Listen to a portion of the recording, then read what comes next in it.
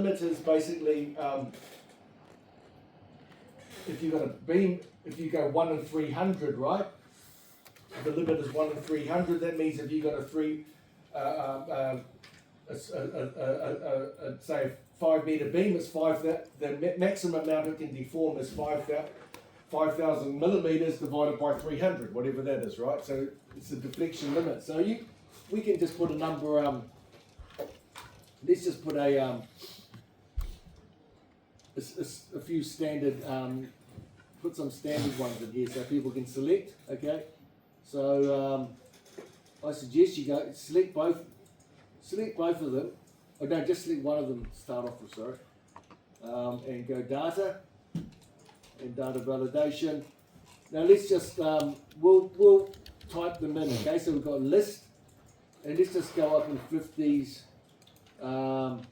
75, 1 in 75, 1 in 100, 125, 150, 175, 200, 225, 250, 275, 300, 325, 350, 375, 400. Let's go to 500, right?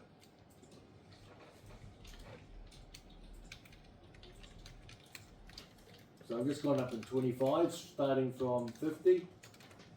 Okay, and you can see, I've made a mistake here, so I'll just fix that.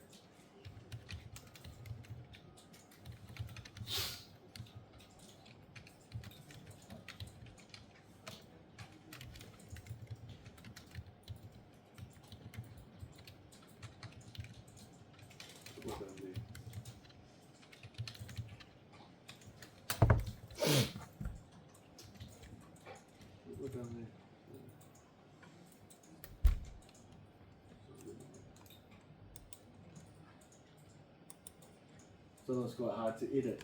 Okay, you can type them out, but the other way to do it though is if you want to, you just go to data and you just find a column and just type them out in the column. It's easier probably. Okay, you can either, it's up to you, and then I'll just you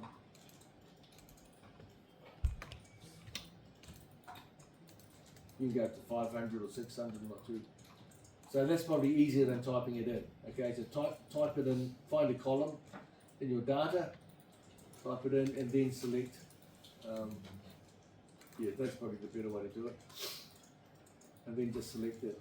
So instead of using the ones you type, we're going to select it, delete that, and then select. And I'll just.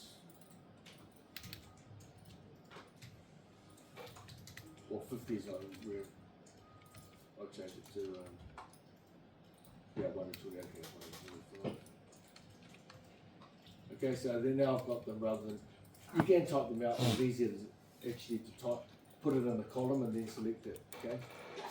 And you can use the same, just copy and paste to the next one, use the same for the short and long term, and I'll explain about that later. Okay. So typically we'd be about what, 300 say.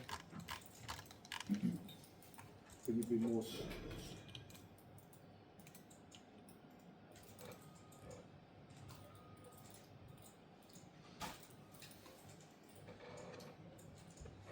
Okay, so you just adjust those.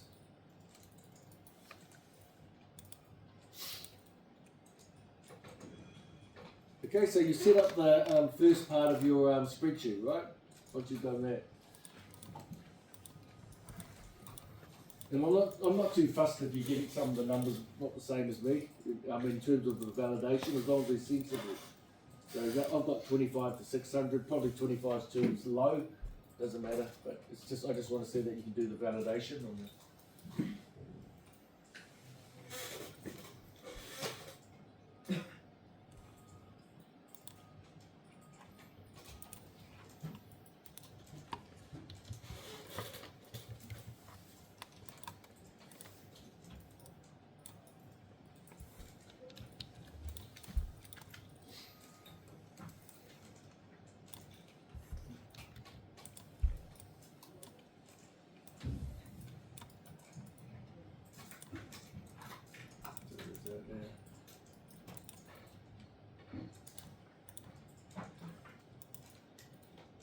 Okay, so once we've done that, we've got these loads here. These are characteristic loads or basic loads, right?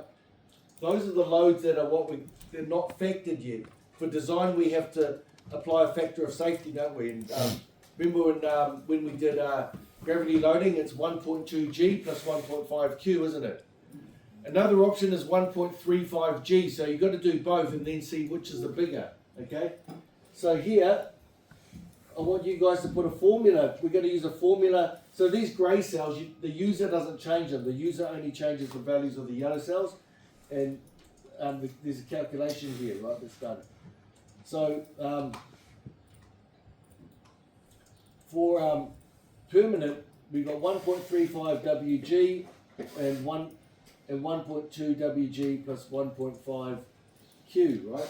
So what I want you to do is select here and put it in an equation. I'll do the first one, equals 1.35. Now what's Wg? It's cell B7, right? And so, okay, you've got that.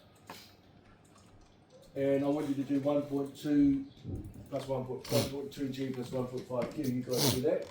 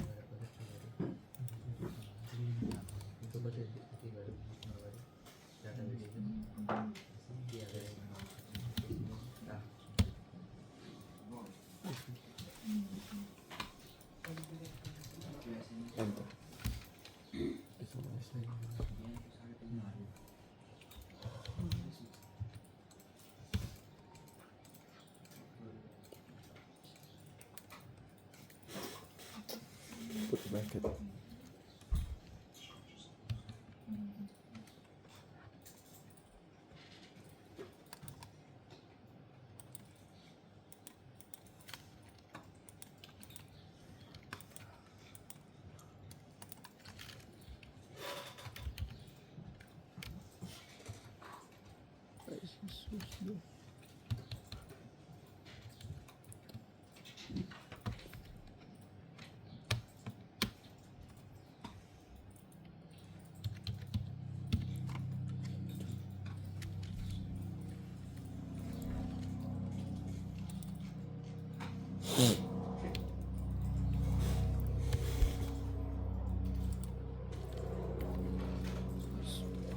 Wait,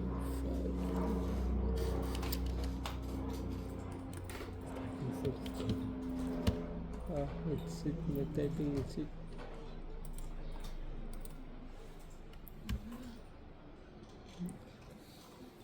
No, no,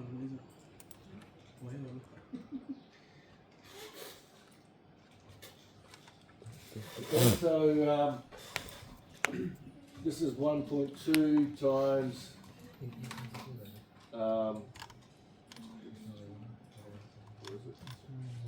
you got to go equals, right, for a formula, plus 1.5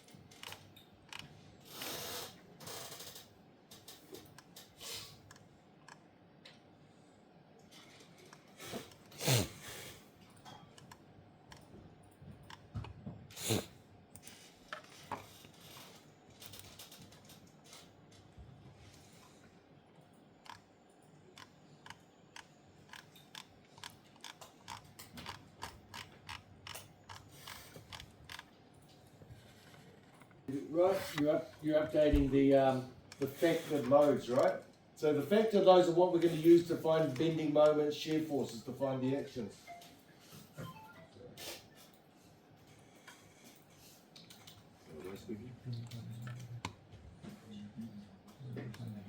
Yeah, right. Yeah, yes, I'm in the meeting at the moment. Yeah. What's it regarding? What's it regarding?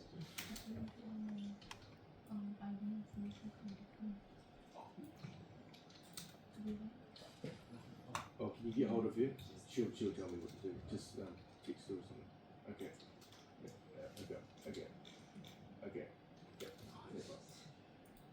Okay, so you've got everyone happy with that? The two equations?